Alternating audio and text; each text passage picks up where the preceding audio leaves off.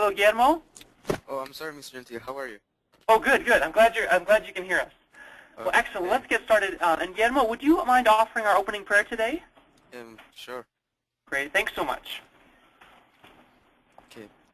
Dear Heavenly Father, thank you for this day, and thank you for the opportunity to be in this meeting, and thank you for the opportunity that we can learn about the World War I, and please bless our families and bless our homes, and please bless Mr. Gentile so he can teach us well, and please bless the school, and I say these things in the name of Jesus Christ. Amen. Amen. Thank you so much. I appreciate your prayer, Guillermo. Okay. Great. Welcome, Christina. How are you? Good, thank you. Good, good. Okay. Well, great. Well, let's get started. So today we'll talk about a very interesting subject, America's decision to enter World War I. And so we're going to go back to 1917 and what would be the end of armed neutrality in the United States. So a little bit of context for you. And so really, hopefully, this will sort of fill in some gaps and help explain really what was going on in the war from where we left it off sort of at the beginning in 1914 until America would make that decision to enter the war in 1917. So here's the situation. Battle after battle. This was just, as we had talked about in our last class, an industrial nightmare, truly just tragic, terrible warfare for both sides. Both sides were unprepared for the intensity of the slaughter, and truly were just so demoralized. During this war, if you read the primary sources, really, as you've read some of them, just very sad. Anyway, but in 1914, at the very beginning, the Germans defeated the French and the British, and so they were, they had been aggressive at the beginning. They had wanted the war, and they were the most prepared. And so because of that, by September of 1914, the Germans held Belgium and northern France. And as we'll see, Belgium and northern France will be very important because really most of World War I will be fought across Belgium and then northern France. We'll see these gray scars in the land. Even to this day, if you were to travel to Belgium and to see the great extent of the remains of the Western Front, you can still see this today. Anyway, and so Germany, after those victories, started heading straight for Paris and thinking that, hey, but their plan was if they could take Paris in a few days, then they could shift their attention to their other front, defeat the Russians, and then really just bring a very quick end to the war and gain that European domination that they were seeking. Welcome, Heidi. How are you? Hi, thank you. Good, good. Great to have you. German victory truly seemed imminent. Everybody was holding their breath, just wondering what was going to happen. At this critical moment, okay, Russia, right, and this had always been Germany's great concern. Russia came from the east, and really, in so many ways, and I think it's easy to forget this sometimes because of the relationship with Russia, in the Cold War. But Russia, came to the aid of Britain and France. And really saved the day because even though they were a little slower to mobilize because they weren't as industrialized as the Western European nations, they attacked Eastern Germany, and that attack pulled just enough German troops away from France, right, to thwart Germany's final push towards that capital city of Paris. And so we see, really, sort of victory hanging in the balance, and we see Russia coming to the rescue. Well, France then fights what is known as the miracle at the Marne, and this is the Marne River in France, and it uses its last reserves to fight this Battle of the Marne River, which is September 5th through the 12th, and France is victorious, and they succeed in pushing the Germans back several miles. Because of this, a little disruption in the German plans, we start to see the German soldiers just exhausted, and they can't make that final push then after the setback. And so, it'll advance. There we go. Okay, so both sides now start to spread out, and they start to spread out right along the Western Front.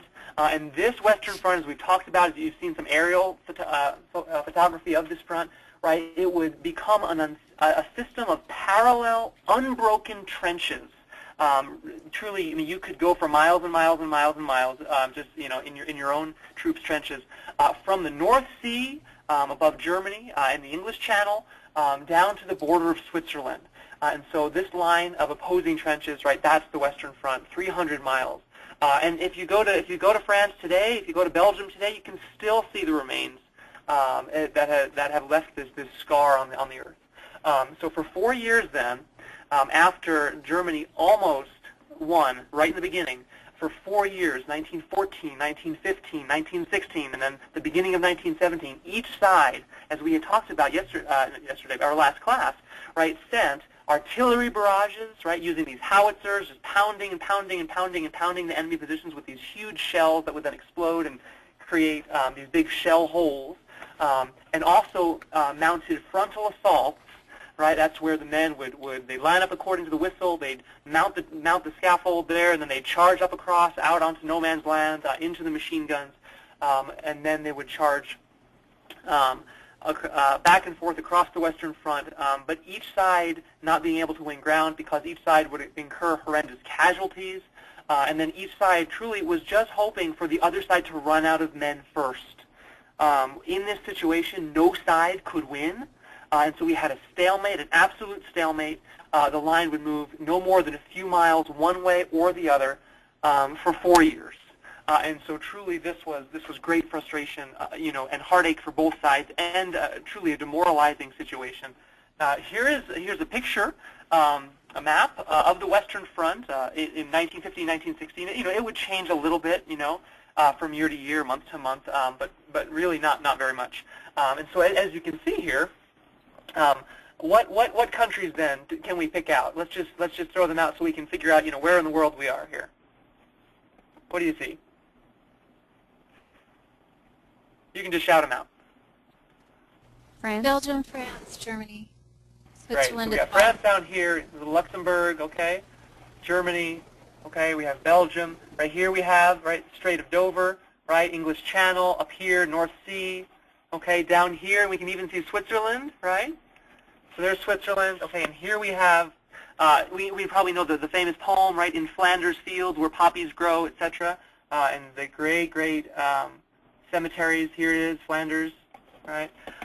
Anyway, so here we see these battles that we'll talk about. We see Verdun right over here, right? We see the Battle of the Somme River, even bloodier than Verdun, just a few miles back and forth, but really not moving at all over the course of years.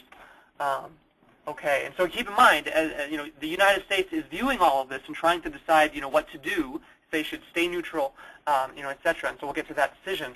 But 1916, right, was the bloodiest year of the whole war, and one of the bloodiest years in the history of human civilization here on the Earth. At the Battle of Verdun, and I mean these numbers are just horrific. I mean, truly. The Germans lost 281,000 men, and the French lost 315,000 men.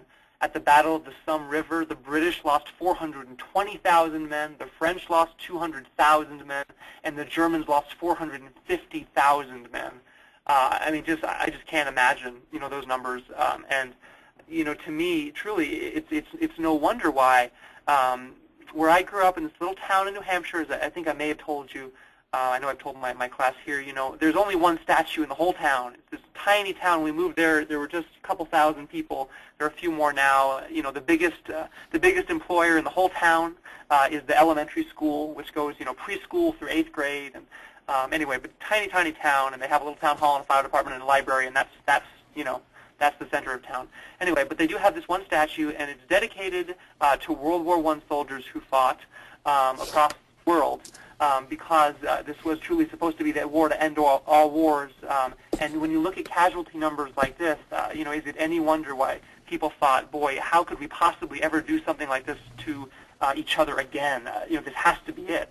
Well, unfortunately, it wasn't. But at this time, truly, we'd never seen anything like it.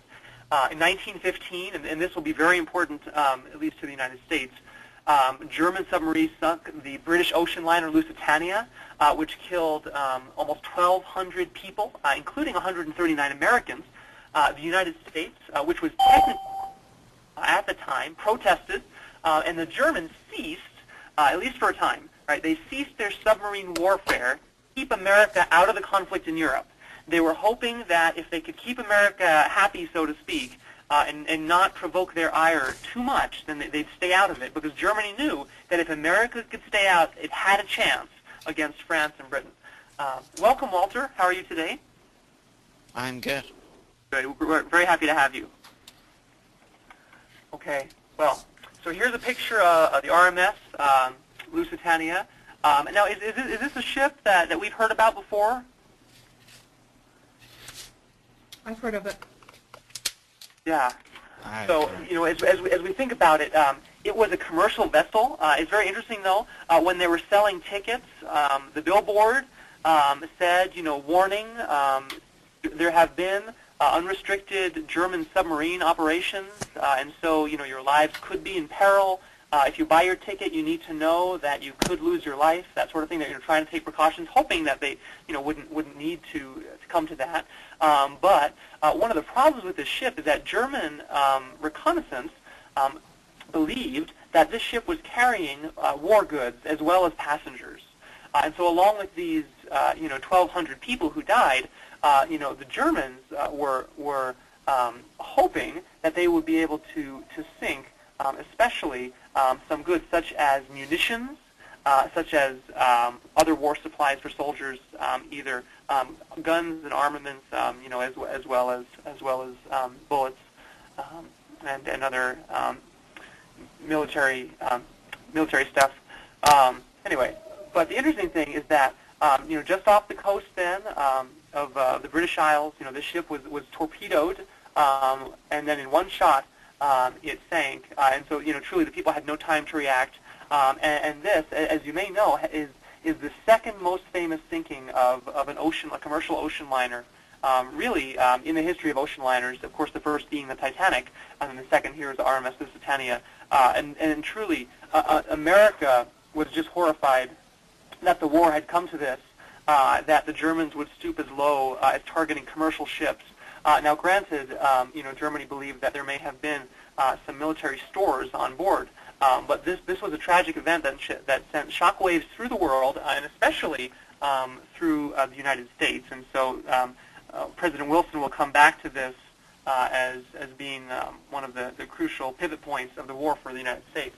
While the war ravaged Europe, the United States economy grew rich, and so truly, you know, as we see, you know, America, the United States, you know, was industrializing along with the other great powers, but really after World War I and World War II, that's when America gained its greatest preeminence and dominance in the world economy. And so, as we see, one of the reasons why is that while Britain and France were fighting, you know, this European war, and while their economies were just growing weaker and weaker by the day, the United States, by staying out of it, by being armed but neutral, for 2.5 years did this incredibly profitable business as they supplied Britain and France as really this independent supporter with materials.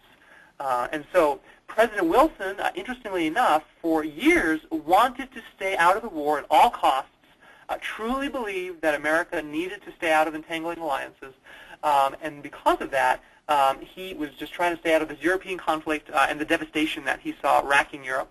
So for almost 3 years, which, I mean, is quite an accomplishment, for almost 3 years, he kept the U.S. neutral and tried to broker a peace agreement between the warring nations.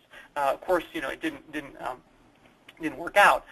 If we go to 1916, though, right, so remember, right, the sinking of the Lusitania was 1915, okay? A year later, remember, Germany had ceased its submarine warfare against commercial ships, what you might call unrestricted warfare. But it starts to resume it because the Germans believed that they could take a gamble. They said if we could just beat them quickly enough, right? And this is really the same gamble they tried to take by taking out Paris so quickly. You know, that didn't work either. Oh, did somebody leave? Let's see. Let's see. Is everything okay technically? Yeah, it's fine. Yeah. Okay. I got a message that somebody left. Did you see that as well? I saw something kind of flash over there, but it looks like we're all still here. Maybe Caden tried to get on. Oh, okay, yeah, because it said blank. It didn't have a name. Has left. Well, hopefully he'll come back. Okay, I just wanted to make sure you were all with me and I wasn't just talking to the wall. Okay. Well, so Germany says, hey, I can gamble, and so they resume their submarine campaign to sink merchant ships to Britain and France. Welcome, Caden. How are you? Hello, Caden. Hello, Caden. Hey, how's it going? Sorry, the robotic voice lady was talking to me. Oh, okay, great. Well, we're happy to have you here. We're giving some context to America's decision to enter World War I. Okay. Talking about some of the things that were going on from 1914 through 1917. Right now we're in 1916, and Germany was trying to starve out the Allies, right? Hoping that if Germany could target all of the ships trying to bring supplies, I mean, whether they be military supplies or food supplies, if they could just target those ships and make sure that they scared them off or sunk them, then Britain and France would be starved into submission. This is before America was in the war, right? That's right. Yeah. So these are all things that are leading up to America's decision whether or not to join the war. Okay. Yep. Yeah. Great question. And so they knew that if they resumed this unrestricted submarine warfare, right, it might bring America into the conflict, but they hoped that they could do it quickly enough to starve the Allies into surrender before the U.S. could deploy enough troops to help them. Basically counting on the fact that, hey, this is a European war. Let's see if we can just keep it in Europe, keep it in our court, so to speak, right, and then take care of it before anybody else can butt in. So on April 2nd, then, 1917, President Woodrow Wilson called the U.S. Congress into an extraordinary session to discuss the war. Of course, you read what he said, but together I'd like to replay that here because it's very interesting. Here's a picture. Of course, it was a black and white photograph. It's been touched up with some colors, but it's interesting. Those who described President Wilson on this day said that they were so struck that he did not move, other than his mouth, for almost the entire speech. That he was very grave, very solemn, and that really they'd never seen him like this before. And so they were just struck at sort of the magnitude of this decision that he was trying to thrust upon Congress. And the only thing he did is at the end, he pounded his fist, raised it into the air, that sort of a thing. But that was really it for the whole speech. And so surely you see members of Congress here just spellbound, trying to understand what the president is saying, what he's asking them to do. The 2nd of April, 1917. So you can keep that image in your mind because I'd like to transport ourselves back, if we can, okay, to this chamber, right, to listen to President Wilson, so to speak. Here's the simulation. We're going to try this today. I'm excited to do it with you. As I've told a couple people before, it's my birthday, so I'm hoping to do something special for my birthday, and I hope you all enjoy this. But the year is 1917. Each one of you, is a U.S. congressperson, right? You have assembled to hear President Woodrow Wilson give a speech in an extraordinary session of Congress, right? He called this session together, wasn't planned, okay? All you know at this point, and if you could try to pretend you don't know what you know, right? Okay, all you know is that he will address America's armed neutrality in World War I. You may be called on to vote on a request for the Congress to declare war. So listen carefully in case you need to cast your vote. So there's a simulation. Any questions about the simulation?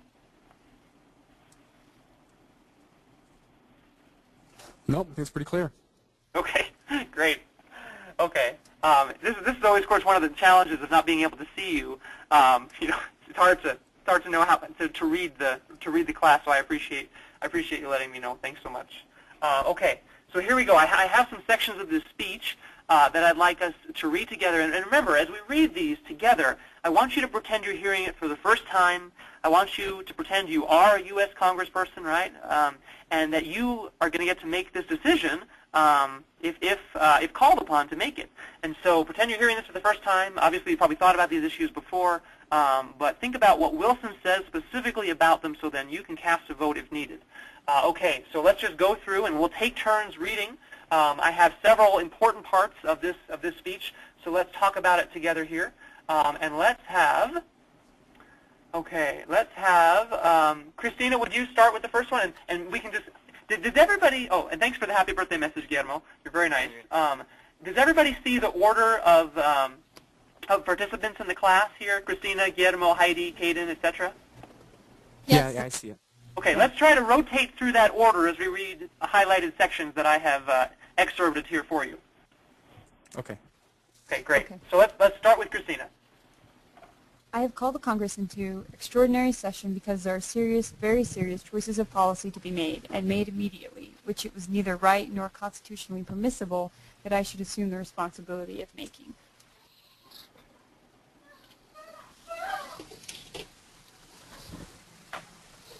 Oh, Guillermo, if you could read the next one, please. Okay, sorry. That's okay.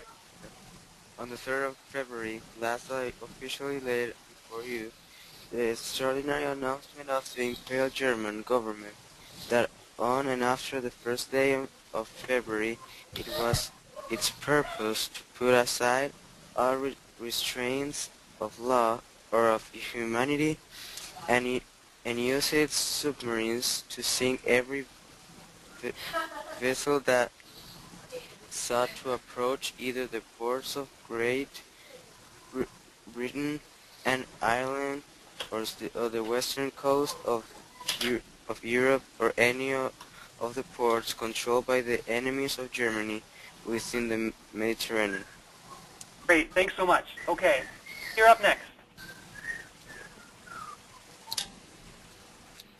That would seem to be the object of the German submarine warfare earlier in the war, but since April of last year, the Imperial government had somewhat restrained the commanders of its undersea craft in conformity with its promise then given to us that passenger boats should not be sunk, and that due warning would be given to all other vessels which its submarines might seek to destroy, when no resistance was offered or escape attempted, and care taken that their crews were given at least a fair chance to save their lives in their open boats.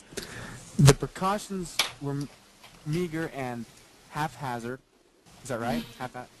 Yep, haphazard. Haphazard, enough, as was proved in distressing instance after instance in the progress of the cruel and unmanly business. But a certain degree of restraint was observed. The new policy has swept every restriction aside. Vessels of every kind, whatever their flag, their character, their cargo, their destination, their errand, have been ruthlessly sent to the bottom without warning, and without thought of help or mercy for those on board. The vessels of friendly neutrals along with those of belligerents. Great. Okay, next. Got some little ones here for us. Even hospital ships carrying relief to the sorely bereaved and stricken people of Belgium, though the latter were provided with safe conduct through the prescribed areas by the German government itself, and were distinguished by unmistakable marks of identity, have been sunk with the same reckless lack of compassion or of principle. I am not now thinking of the loss of property involved, immense and serious as that is, but only of the wanton and wholesale destruction of the lives of non-combatants, men, women, and children engaged in pursuits which have always, even in the darkest periods of modern history, been deemed innocent and legitimate. Property can be paid for, but the lives of peaceful and innocent people cannot be. The present German submarine warfare against commerce is a warfare against mankind.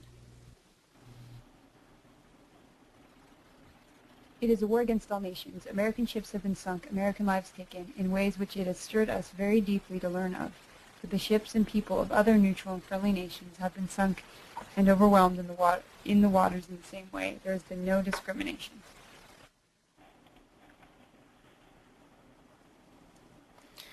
The challenge. Guillermo? Well, okay. The challenge is to all mankind. Each nation must decide for itself how it will meet it.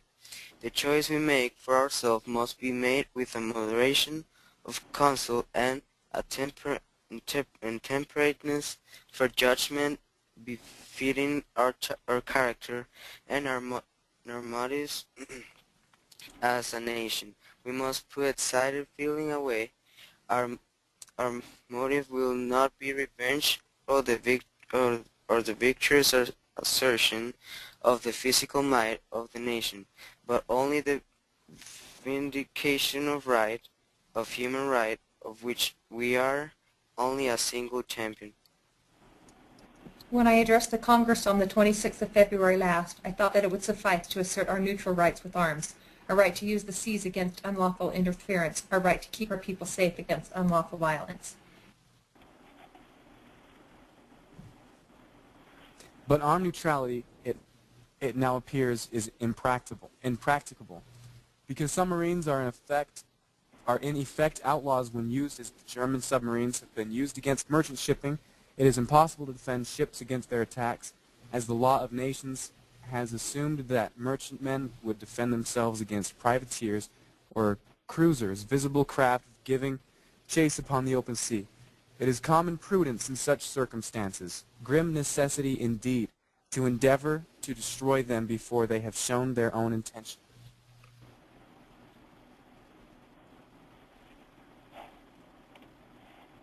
There is one choice we cannot make. We are incapable of making. We will not choose the path of submission and suffer the most sacred rights of our nation and our people to be ignored or violated. The wrongs against which we now array ourselves are no common wrongs. They cut to the very roots of human life.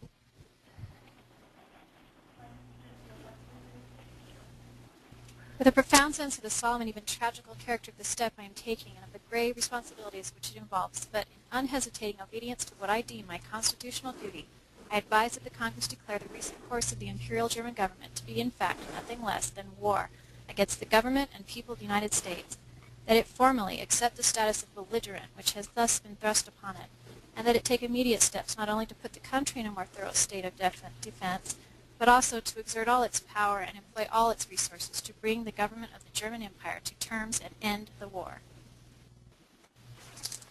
We are accepting this challenge of hostile purpose because we know that in such a government, following such methods, we can never have a friend, and that in the presence of its organized power, always lying in wait to accomplish we know not what purpose, there can be no assured security for the democratic governments of the world. We are now about to accept gauge of battle with this natural force to liberty, and shall, if necessary, spend the whole force of the nation to check and nullify its pretensions and its power. We are glad now that we see the facts with no veil of false pretense about them, to fight thus for the ultimate peace of the world and for the liberation of its people. The German peoples include for the rights of nation great and small, and the privilege of men everywhere to choose their way of life and of obedience. The world must be made safe for democracy. Its peace must be planted upon the tested foundations of political liberty. We have no selfish ends to serve. We desire no conquest, no dominion. We seek no indemnities for ourselves, no material compensation for the sacrifices we shall freely make. We are but one of the champions of the rights of mankind. We shall be satisfied when those rights have been made as secure as the faith and the freedom of nations can make them.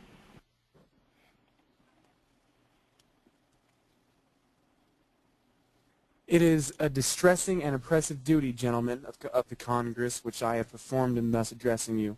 There are, it may be, many months of fiery trial and sacrifice ahead of us. It is a fearful thing to lead this great peaceful people into war, into the most terrible and disastrous of all wars, civilization itself seeming to be in the balance.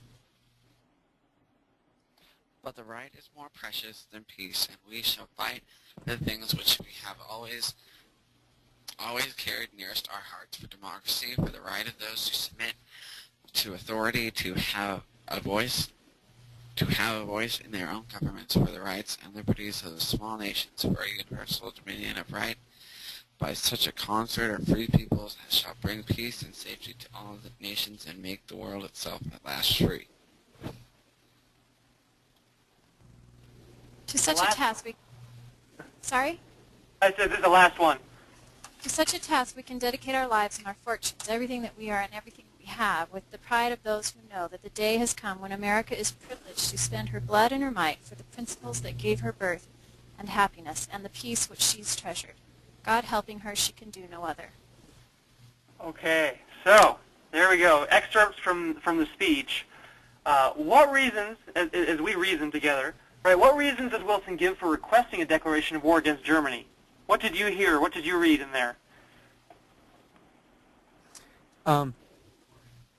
He mentioned how the Germans were firing on ships before the ships were even able to kind of proclaim their business. And I thought of what one of the brethren said, that one of the just causes to go to war is a stronger foe unjustly kind of towering over and oppressing a weaker foe or a weaker nation. And so that reminded me of what that authority said. I can't remember who he was. Right, David O. McKay. Yeah, thank you for that. Oh, thank you. Yeah, okay, David O. McKay. That's right. Yeah. What other reasons? Thank you so much, Caden. What other reasons? Well, he says that that it's not just the property that was lost through these, but even though that's really a lot of property was lost, it's mainly the lives that are lost in the German submarine attacks. So yeah. Yeah, thanks so much, Walter. I appreciate your comment. What else would we say? Pretend, you're a congressperson, you've just heard this. What's going through your mind in terms of why your president is requesting that you as the Congress then make an official declaration of war? Any other reasons? Well, he asserts that it's not a declaration of war just against, a country, but that they're not fighting just against countries, but that they're kind of breaking all these, laws of humanity by, killing people without finding out what their purpose is and things like that. So he's kind of asserting that this is a war that needs to be fought because it's a fight against humanity that they need to defend. Great. Thanks so much for that close reading and reasoning, Christina. Anything else? One. Yeah. Yeah, go ahead. Also, near the end, he started talking about how we need to kind of ensure the blessings of freedom in all nations, even Germany itself. He said that we need to make the world safe for democracy, and that was a reason that he wanted to declare war. That's just something else he said. Yeah, definitely. In fact, Caden, I'm glad you hit on that. That's probably the single most famous line from this speech that is remembered today. Thank you. Yep. What else did President Wilson say? Anything else? That they were fighting for the ultimate peace of the world. Ultimate peace of the world. Thanks for that close reading and reasoning, Wendy. Anything else? I mean, just sort of some generic runs. Oh, go ahead. To protect, and particularly people from small nations who needed the right to have a say in their government. Right, definitely. Wilson was a huge believer in what he would call self-determination, right? Thank you for that, Wendy. Well, okay. So you have been called upon then, right? And here we are in our simulation, and I hope this has been good for you today. To try to at least put yourself in the shoes of the congressperson, right? You have been called upon to cast your vote as a member of the U.S. Congress. Congress can make a declaration of war only if the request to do so receives a simple majority in both the House of Representatives and the Senate. The U.S. Congress has officially declared war only 5 times. The War of 1812, the Mexican-American War, 1846, Spanish-American War, 1898, World War I, 1917, and World War II, 1941. So only 5 times. U.S. presidents, notice the difference, right? Congress versus the president. U.S. presidents have led the U.S. in war-making numerous other times, and Congress has voted to fund these decisions in varying degrees, right? Because Congress has the power of the purse. Okay, so what is your vote about declaring war on Germany, and why? I have a question real quick. Sure. So, according to the Constitution, the president really doesn't have the power or the right to declare war? That's right. No. He has no right to declare war at all. That power resides only in the U.S. Congress. So I'm thinking about Vietnam and the Civil War and the war we're in right now. So basically, we haven't, this might be for another time, But this is kind of interesting to me because legally we're not at war right now, but we are. Right, yeah, and that's this very fine line. And actually, Caden, you brought up a great point. We're going to get into this when we talk about the Cold War and we talk about trying to contain communism and presidential actions in Korea and then Vietnam, etc. And so we'll talk about that fine line between declaring war officially through the U.S. Congress, which is constitutional, right, versus war making by the executive, the commander-in-chief. And so, yeah, there's lots to talk about with that. And that's a great question. So if you could just hold that one for the Cold War, you got it. Then is that all right? Oh, yeah, that'll be good. Okay. I'm excited. That's a great question. Thanks. Okay, so, all right, we all get to vote. Okay, what is your vote about declaring war on Germany and why? Just whatever your honest feelings would be. We'd love to hear them. And I'd appreciate it if everybody voted as long as you feel comfortable. If you don't, of course, I would never force you, but I will invite you. According to everything he said, and being if it is really true, I would say yes. And so, on that subject, if everything that was happening, and if it really was, if I could truly understand that everything he said was completely true, then I'd say yes. But there's been a history in America where I don't know how much I could trust it, how much of it was maybe conspired to happen. And honestly, if I was in that situation, I would want more information. So as of now, I would vote no. Because I wouldn't know how much I could trust the short notice. It seems that we hear these things and it gets us, we get all riled up as a people, and we think, let's go to war, let's go get them back, and we don't really take the time to reason out what would God have us do. Is this really a just cause to enter a war? Right. And so I'd say no for now. I would need more information. Yeah, thanks so much for that, Caden, and I appreciate you taking the courage to go first and and be the first one there. Thank you so much. Yep. Anybody else? I also vote heck no. And it's a big capital N-O. And my reasons are that's what George Washington and all the founding fathers would have done, in my opinion, judging by his farewell address and some other things. I love the Benson quote where he says, "There's nothing in the Constitution which invites us to go to war, to help other nations." And I want to point out that David O. McKay said that possibly defense of a weak nation being unjustly crushed by a strong, ruthless one would possibly be a reason. So I think that's correct. Yep, you are correct. Given that he said possibly, then I want to go back to D&C 98 that talks about just conditions for war, and it's just that God commands us, only when God commands us to go to war. And I think there were a lot of other factors that we, I don't know that as a congressman that I may have known about these factors at this time, but me, Wendy, with the benefit of hindsight, would say this is not a just war. Great. Thanks so much. I appreciate your sincere feelings, Wendy. Thank you so much for enlightening us with those words. Would anyone else like to vote? Once again, of course, I don't want to force anybody. I'll only invite you. If you don't, please abstain if you'd like. But is there anybody else who'd like to weigh in with a vote? I would say no, just because a few reasons. Like Wendy said, all the founders said that staying out of war is good, and also it would just be really beneficial for the United States. It would grow, their economy would grow. I think that we would probably, I think the good option would be just to tell Germany stop, or else we will get in the war, and then continue trying to just build the economy. Great. Thanks so much. I appreciate you participating, Walter. Thanks for your reasons.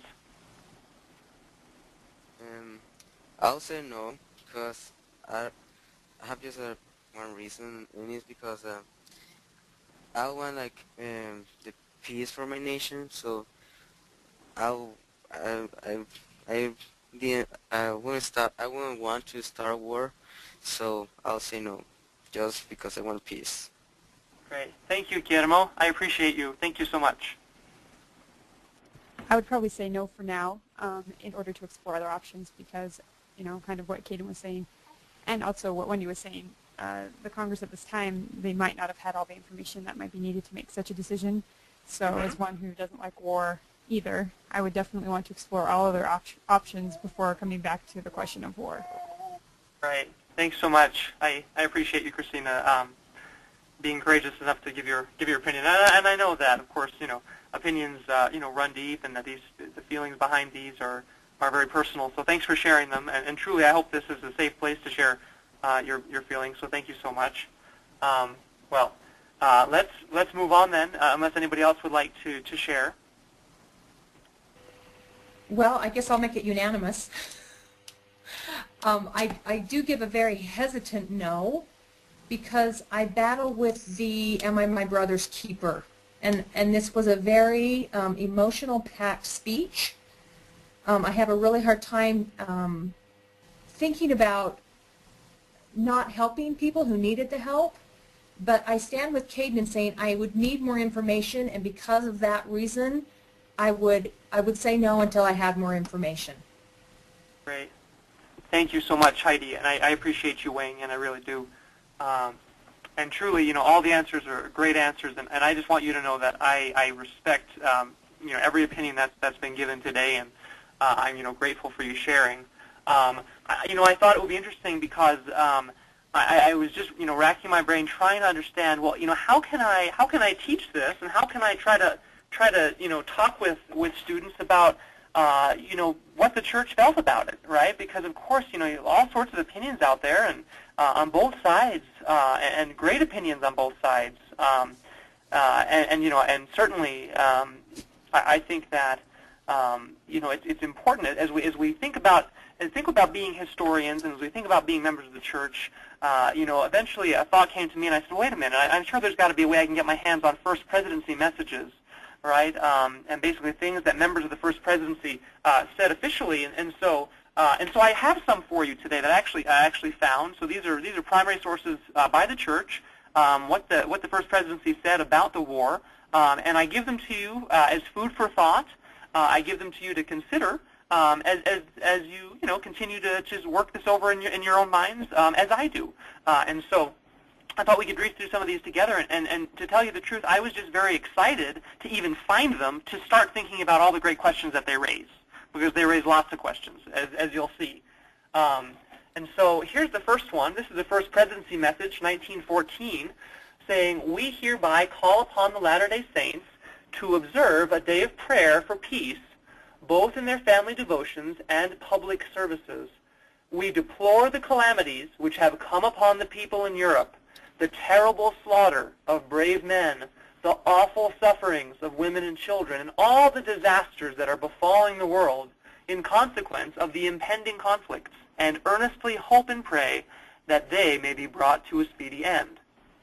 As the first one. The second one here, this is President Joseph F. Smith writing a letter on behalf of the church to state the church's position about World War I, writing to the Los Angeles Examiner once again. Take these for what they're worth and consider them. Mr. Gentile? Go ahead, yes. Was he in the First Presidency, or was he the prophet in 1914? He was the prophet. Okay, thanks. Yes. Joseph F. Smith was the prophet during World War I. Yeah, the president of the church. That's a great question, Wendy. Thank you so much for that. Any practical movement for the establishment of peace, local or universal, likely to affect the purpose in view, has the moral support of the Church of Jesus Christ of Latter-day Saints. Also, the right of nations, as well as individuals, to protect and defend themselves against unlawful and unjust assaults, even to the extent of taking up arms, must not be denied. War is to be deplored, and steps to prevent it or avert its consequences should be promoted and encouraged within the bounds of justice and mercy and self-protection. Another one, this is President Joseph F. Smith, April 1917 General Conference, once again the President of the Church. I want to say to the Latter-day Saints who may enlist and whose services the country may require, that when they become soldiers of the state and of the nation, that they will not forget that they are also soldiers of the cross, that they are ministers of life and not death, and when they go forth, they may go in the spirit of defending the liberties of mankind rather than for the purpose of destroying the enemy. If we could convert them to peaceful ways and to the love of peace without destroying them, we would become saviors of men. And it is abominable that men who engage in the great and grand and necessary duty of protecting and guarding our nation from the encroachments of wicked enemies, cruel and destructive foes, should not maintain among themselves lives of honor, virtue, purity, and of immunity from sin and crime of every kind. This is President Joseph F. Smith to a joint MIA, or Young Men, Young Women, what we have today, in primary conference from June of 1917 called A Message to the Soldier Boys of Mormondom. And he said, worldly ambition, pride, and the love of power, determination on the part of rulers to prevail over their competitors in the national games of life, wickedness at heart, desire for power, for worldly greatness, have led the nations of the earth to quarrel with each other and have brought them to war and self-destruction. This I do believe with all my heart, that the hand of God is striving with certain of the nations of the earth to preserve and protect human liberty, freedom to worship him according to the dictates of conscience, freedom and the inalienable right of men to organize national governments in the earth, to choose for themselves their own leaders. I believe that the Lord's hand is over the nations of the world today to bring about this rule and this reign of liberty and righteousness among the nations of the earth. Therefore, when our boys and our maturer men are invited and chosen, selected and called to go out and to help to protect and defend these principles, we hope and pray that others will heed the spirit they carry with them. From the same conference, President Joseph F. Smith, when a Latter-day Saint enlists in the Army of the United States, in the National Guard, which has been recommended here by President Penrose to you, and which I confirm and emphasize, because I think the citizens of the state should be united together, that when our boys, thus born, are called into the Army of the United States, I hope and pray that they will carry with them the Spirit of God. I want to see the hand of God made manifest in the acts of the men that go out from the ranks of the Church of Jesus Christ and from the state of Utah to help defend the principles of liberty and sound government for the human family. And then First Presidency message, and this is just after the war had concluded, June 1920, talking about the war. During the progress of the recent war in Europe, the Church of Jesus Christ of Latter-day Saints came to the aid of this nation in its efforts with the Allies, and when he says this nation, he's talking about the United States, in its efforts with the Allies to free the world from the domination of monarchical despotism. The Mormon people demonstrated their devotion to country and the cause of freedom by sending their brave sons to the front and by contributing liberally to the cause for funds to meet the financial requirements of the gigantic struggle. So with those things in mind, of course, a lot to think about, a lot to ponder and pray about and consider, and lots said, lots of questions raised, both sides, for sure. I would just leave us with this quote that gives me great comfort.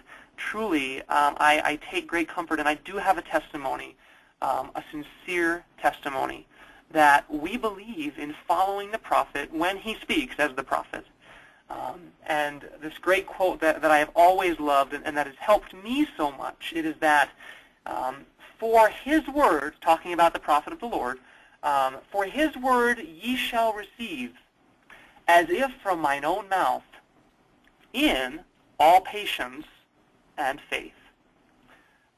It is certainly my prayer that as we consider these quotes, because truly I think there's a lot to process, and I do recommend that you think about them, that you go back and read them. just to try to consider everything. But it's my prayer that as we do that, that our testimonies will be strengthened in following living prophets of God when they speak as prophets of God. I thank you so much for your great participation today. I thank you very much for doing this simulation with me and for casting your votes and giving your great heartfelt reasons, and I respect those reasons, and I just want you to know that I truly appreciate your courage in doing that. And I'm grateful for the spirit that's been here in this class, one of just truly trying to understand, just really wanting to understand about history and about God's will and about what we can do to be better members of the church. So thank you so much. Tomorrow we will have our last class about World War I. We'll talk about the effects of World War I. We'll finish the war, talk about the effects, which were many, and then we'll move on to World War II next week. So I look forward to concluding World War I with you tomorrow. Once again, I thank you so much for your participation, and I hope you have a wonderful March 9th. As I said, it's my birthday, and so I hope you enjoy it just as much as I do. Thank you so much. Take care. Happy birthday. Thank you. Thank you. Thanks so much. Happy birthday. Happy birthday, Mr. Gentile. Great. Thank you so much, everybody. See you tomorrow. Bye-bye. Okay, bye. Okay. Bye.